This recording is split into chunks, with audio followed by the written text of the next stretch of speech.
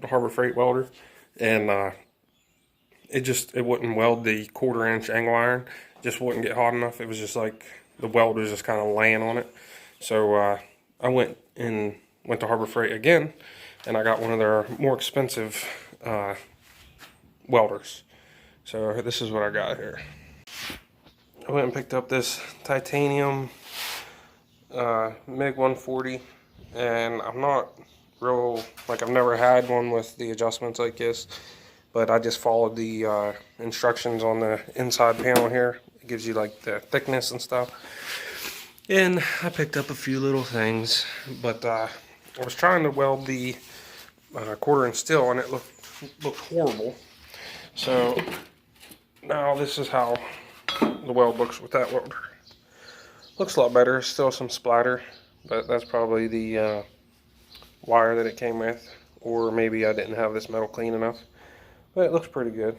I'm happy with it, and that's where the adjustments were when I did it. So that's the wire feed, your voltage, I guess. And I'm not even sure about that last knob. I just did what it said. I'm still learning. But alright, I'm gonna get these motor mounts tacked on, or yeah, tacked on, and we'll try to fire this thing up. Alright, so I got my step ladder in here, and I put this brake rod across here, hold this little gas tank, so I can use this because it has a pitcock. And I ended up replacing these boots right here. They was both busted up pretty good. This is the old ones. So I got those put on. Exhaust is bolted up.